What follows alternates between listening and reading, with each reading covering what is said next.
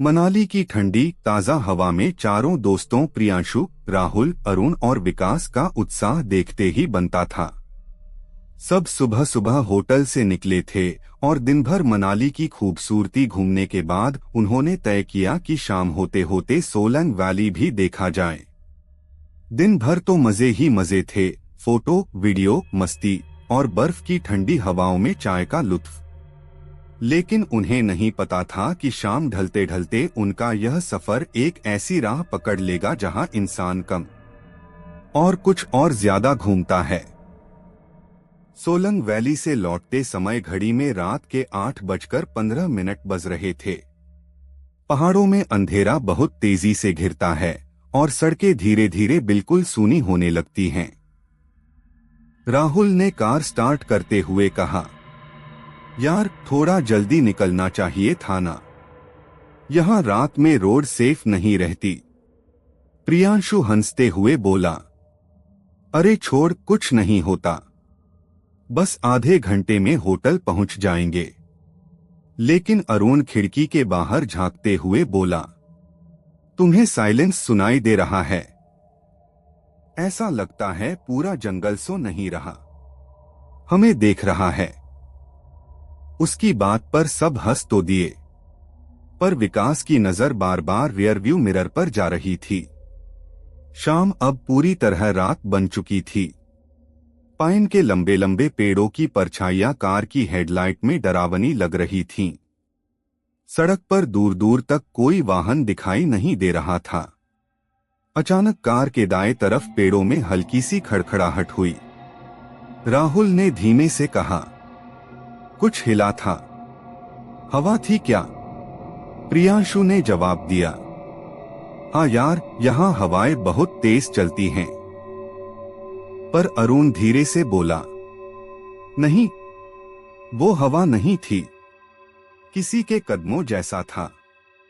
Car धीरे धीरे एक मोड़ पर पहुंची जहां अंधेरा इतना घना था कि हेडलाइट भी उसे चीर नहीं पा रही थी।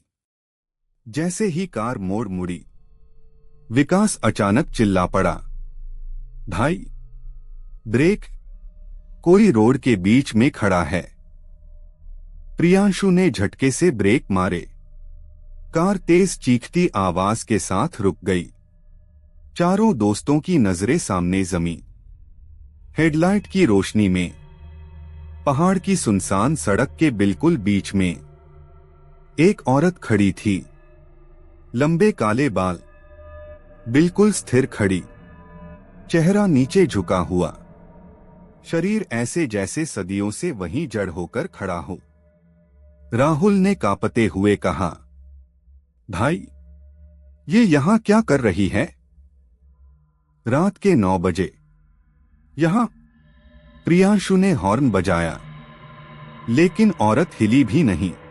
अरुण कार का दरवाजा पकड़कर फुसफुसाया, इस जगह पर रुकना ठीक नहीं है, मुझे बहुत गलत एहसास हो रहा है। चारों के दिल धीरे धीरे तेज धड़कने लगे। सड़क पर सन्नाटा इतना गहरा था कि दिल की धड़कन की आवाज खुद सुनाई दे रही थी। प्रियांशु ने धीरे से कहा, मैं कार पीछे लेकर निकलने की कोशिश करता हूं, पर इससे पहले कि वो गाड़ी रिवर्स करता, हेडलाइट की रोशनी में उस औरत का सिर बहुत धीरे धीरे ऊपर उठने लगा, मानो कोई जंग लगा दरवाजा खुले। धीमी, डरावनी, खड़खड़ाती हुई हरकत। अरुण ने कांपती आवाज में कहा, भाई ये इंसान नहीं है, यहां से निकलो अभी। औरत का चेहरा आधा हेडलाइट में आया ही था कि सड़क के बीच खड़ी उस औरत का सिर धीरे धीरे ऊपर उठ रहा था। हेडलाइट की रोशनी उसके चेहरे को ज्यों-ज्यों दिखा रही थी। चारों दोस्तों की सांसें रुकती जा रही थीं। लेकिन जिस क्षण उसका चेहरा पूरा सामने आया, विकास ने दहशत में राहुल की बाह पकड़ते हुए कहा,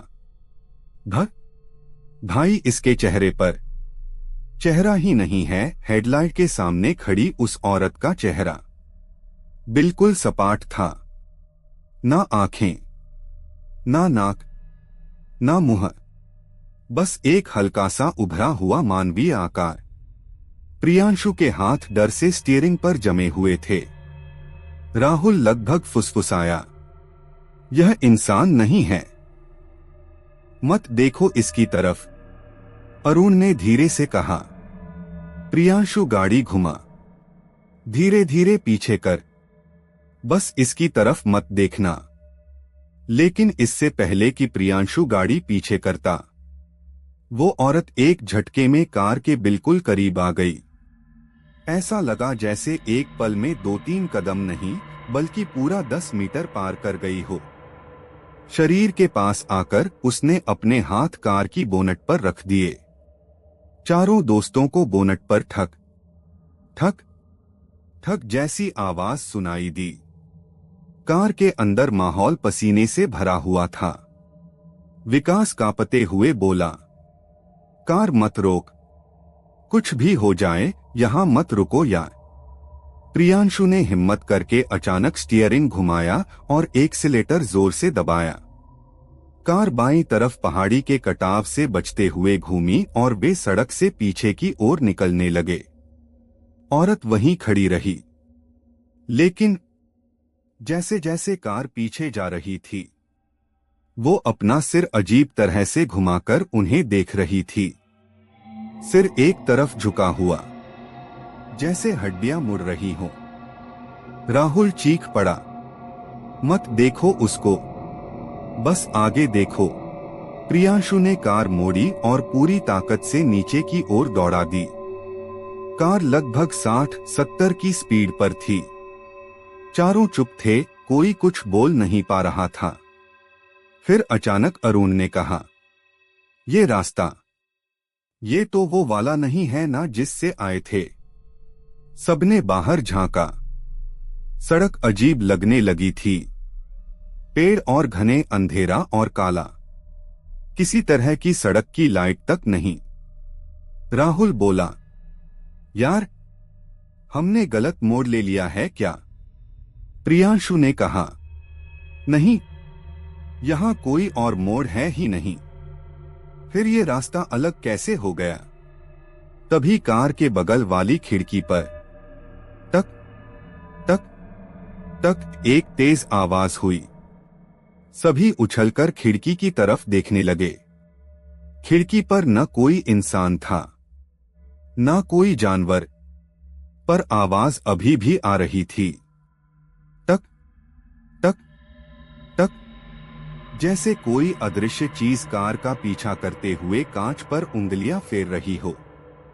माहौल और डरावना बन गया जब कार एक जगह धीमी होने लगी।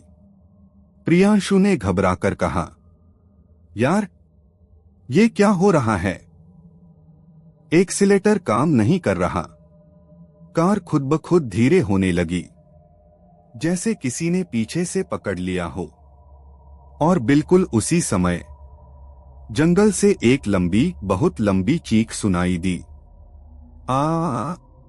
राहुल ने अपने कान ढक लिए। विकास रोने जैसा हो गया और बोला, ये कौन चीखा भाई? इंसान की आवाज नहीं थी। ये क्या जगह है? कार आखिर एक खड़खड़ाहट की आवाज के साथ बीच सड़क में रुक गई। चारों सांसें रोककर बैठे थे। और फिर हेडलाइट के बिल्कुल सामने वही औरत दोबारा खड़ी थी। इस बार उसका चेहरा पूरी तरह कार के करीब, और उसकी खाली सपाट जगह पर कुछ हल्की हल्की उभरी लकीरें बनती दिख रही थीं, जैसे वो चेहरा बना रही हो, उनका जैसा।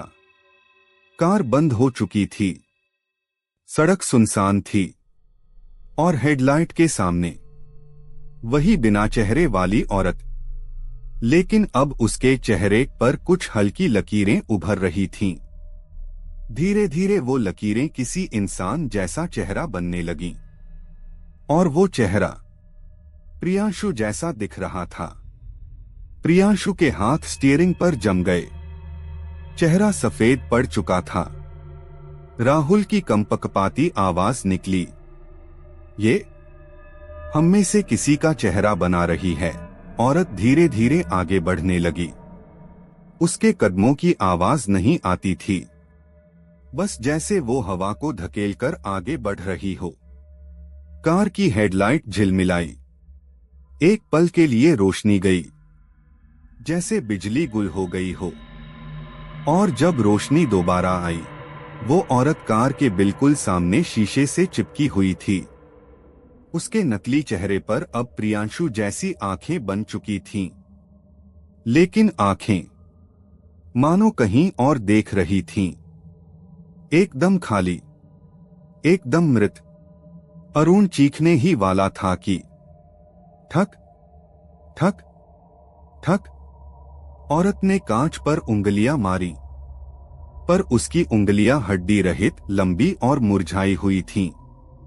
राहुल कांपते हुए बोला, भाई कुछ करो, नहीं तो ये। अचानक उस औरत ने अपना हाथ जोर से विंडशील्ड पर मारा। धड़ाम। कांच बुरी तरह हिल गया। एक पतली सी दरार उभर आई। विकास ने डर के मारे आंखें बंद कर ली। अरुण तेजी से बोला, प्रियांशु गाड़ी चालू कर, कुछ भी करके बस चालू कर। प्रियांशु बार बार चाबी घुमा रहा था। इंजन घरघराया, पर स्टार्ट नहीं हुआ। औरत ने दूसरी बार और जोर से मारा। धड़ाम। इस बार कांच में और दरारें फैल गईं। जैसे एक हल्की सी चोट और पड़ जाए तो पूरा शीशा टूटकर अंदर गिर जाए। राहुल चिल्लाया, ये अंदर आने वाली है, कुछ करो यार। प्रियांशु ने दिमाग तेजी से चलाया। उसने अचानक हेडलाइट बंद कर दी। पूरी सड़क अंधेरे में डूब गई। और जैसे ही अंधेरा छाया, औरत की आवाज बदल गई।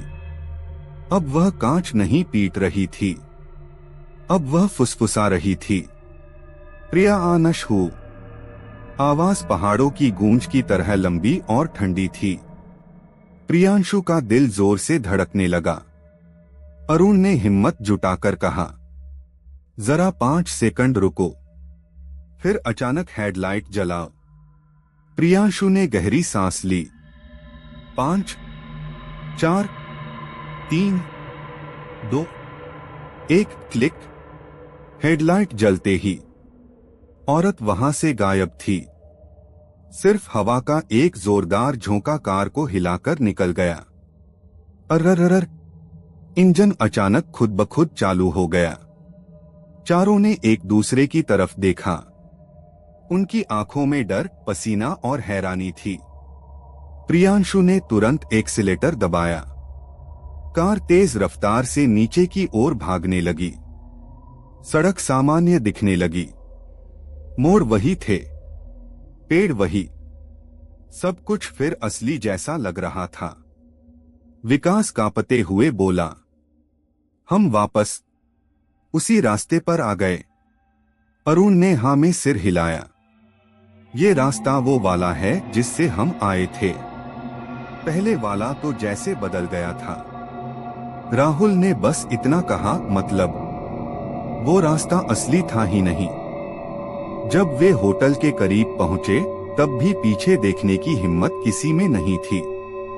लेकिन होटल के बाहर खड़ी कार से उतरते समय विकास ने धीरे से कहा, भाई एक आखिरी बात। सबने उसकी तरफ देखा। विकास ने कांपते होठों से कहा, पीछे वाली खिड़की पर थोड़ी देर पहले किसी ने अंदर से उंगलियां घसीटी हैं। चारों ने तुरंत खिड़की देखी और सच में अंदर से 5 लंबी उंगलियों के निशान बने थे, जैसे कोई अंदर बैठा हुआ बाहर निकलने की कोशिश कर रहा हो। उसी समय पहाड़ों से एक धीमी आवाज आई, प्रिया आनश हूँ। और हवा ने अचानक बहुत ठंडी झुरझुरी पैदा कर दी। चारों बिना पीछे देखे होटल के अंदर भाग गए।